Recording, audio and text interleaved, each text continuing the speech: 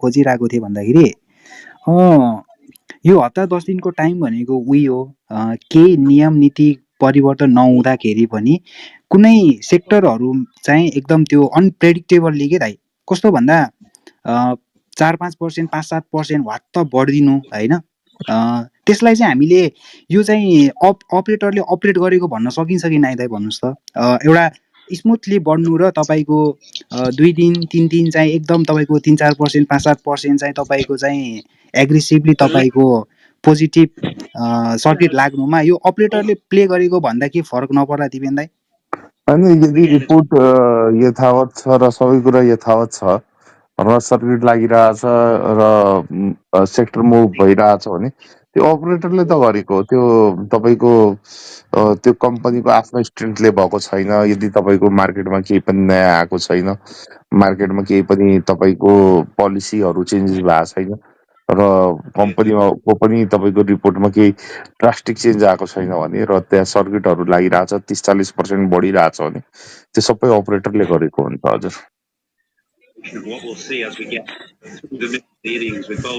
यो बन्टुजी, जहाँ तक रिश्तों का सवाल है, रिश्ते जब भी अच्छे रहने चाहिए दो देशों के बीच में। और जहाँ तक हम लोग की नेपाल की सवाल है और इंडिया का सवाल है, हम लोग के यहाँ तो रोटी बेटी का संबंध है और सीता माँ जनकपुर से अयोध्या राम जी के यहाँ शादी हुई थी, सबको पता है। अब रेल भी शुरू हो रही है, जहाँ तक मुझे पता है अयोध्या से जनकपुर तक डायरेक्ट रेल भी शुरू हो रही है कुछ दिनों में। तो जहाँ तक हम लोग देख रहे हैं कि सब कुछ अभी अच्छा ही है। और लेफ्टिस्ट पार्टी और जैसे पहले यही प्रचंड लोग बोलते इंडिया अगर पेट्रोल देगा तो हम पेट्रोल वो गाड़ी में पेट्रोल डाल के नहीं चलाएंगे, ऐसे भाषण भी दिए हुए हैं ये लोग। तो पॉलिटिशियन की कोई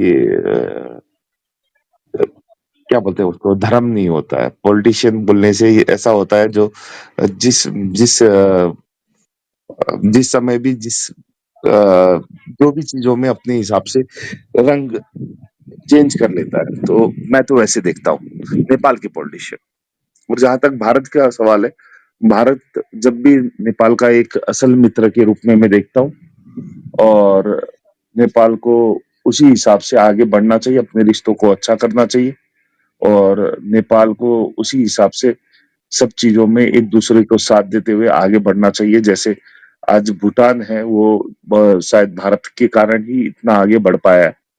तो हमारे में भी वो पोटेंशियल है जो हम लोग है ना एक्सप्लोर नहीं कर पाए हैं आज तक, और जब एक्सप्लोर करेंगे है ना तब हम लोग भी आगे बढ़ जाएंगे। छोटा सा देश है, 2-3 साल भी नहीं लगेगा अगर बढ़िया नेतृत्व आते हैं, बढ़िया नेता आते हैं तो 2-3 साल भी नहीं लगेगा, जब है ना ठीक हो जाएंगे सब चीज, हम लोग डेवलप्ड इकोनॉमी में पहुंच जाएंगे। पर सही बंदा आना पड़ा, सही बंदा काम करना पड़ा। और जो जहां तक है ना बीजेपी का लाइन है और नेपाली संस्कृति है करीब करीब एक ही है, हिंदुत्व के ऊपर है। और नेपाल में 81.17% हिंदू रहते हैं, जो कि परसेंटेज के आधार पे देखेंगे तो हिंदू दुनिया भर में सबसे ज्यादा नेपाल में है।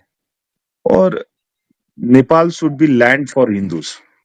कहीं के भी हिंदू आए, उनके लिए एक होम, अगर हिंदू के लिए एक घर होना चाहिए तो वो नेपाल होना चाहिए मेरे हिसाब से। इसको उस तरह से विकसित करना चाहिए। यहाँ आपको कल्चरल टूरिज्म हुआ, आपको यहाँ आपको सिर्फ आपको टूरिज्म बोल के जो डेवलप कर रहे हैं उससे ज्यादा भी आपको है ना धार्मिक टूरिज्म के रूप में डेवलप करना चाहिए।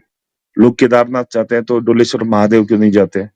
सिर तो यहाँ है, तो उसको वैसे डेवलप करना चाहिए, जो कि कहीं ना कहीं मिसिंग पॉइंट है नेपाल के संदर्भ में। और नेपाल 2-3 चीज के ऊपर ही बहुत डेवलप हो सकता है। एक हो गया हाइड्रो पावर, एक हो गया आपको टूरिज्म, है ना। और कुछ चीजों में जहां हम लोग है ना पीछे हैं, वहां हम लोग भारत का साथ ले सकते हैं। भारत का साथ और सहयोग से हम लोग बहुत आगे बढ़ सकते हैं, उसमें कोई डाउट ही नहीं। पर फिर मैं बोल रहा हूँ, यहाँ चाह की कमी है, राह की कमी नहीं है, मुझे जो लगता है। Thank you. सही कहा। इस चीज पे तो मैं बहुत बार बोल भी चुका हूँ कि नेपाल के पास जो अल्टीमेट पोटेंशियल है वो है रिलीजियस टूरिज्म का एंड हिमालयस तो of course you know is a world destination. मैं तो यही मानता हूँ कि दुनिया भर के लोग वहां पर जो नेचुरल ब्यूटी है और ट्रैकिंग है और उस चीज को अगर सही से प्रमोट किया जाए, जैसे फॉर एग्जांपल दुबई जो करता है it is all about blink, मतलब महंगी चीजें दिखाकर और वो सब, जबकि वहां पर एज सच कुछ है नहीं, सोल नहीं है कहते हैं दुबई में, शहर नहीं, उस शहर में आत्मा नहीं है एक तरह से ये कहा जाता है। लेकिन जो नेचुरल ब्यूटी है नेपाल की, कहीं ना कहीं मुझे लगता है वो अभी भी अनएक्सप्लोर्ड है, उसको ठीक से प्रमोट नहीं किया गया है उतना लेवल पे जितना होना चाहिए था उसको, क्योंकि it is kind of a mini Switzerland you know to say the least. तो इस चीज पे फोकस बहुत हैवी होना चाहिए। डेफिनेटली प्रमोटिंग इंडियन टूरिस्ट जो आज की डेट में हर कोई बैंक करने की कोशिश कर रहा है, स्पेशली यूरोपियंस, क्योंकि जैसे जैसे इंडिया का मिडिल क्लास बढ़ रहा है वैसे वैसे इंडिया का टूरिज्म बढ़ रहा है। एंड एक रिपोर्ट भी आई थी एक बहुत बड़ी टूरिज्म एजेंसी की कि apparently Indian tourist spend the most when they travel more than the Chinese counter parts. क्योंकि जो बाहर ट्रैवल करते हैं, मैं उनकी बात कर रहा हूँ, you know the ones who are from affluent class, upper middle class and above, जो यूरोप जाते हैं, अमेरिका जाते हैं, ऑफ कोर्स यू नो उनके लिए अगर नेपाल भी एक वाइबल ऑप्शन बनेगा, यू नो जैसे स्विट्जरलैंड है इन टर्म्स ऑफ अगर इंफ्रास्ट्रक्चर और वो सब बनाया जाता है प्रॉपरली, तो उस चीज को प्रोमोट करके जीडीपी को अच्छे से बढ़ाया जा सकता है।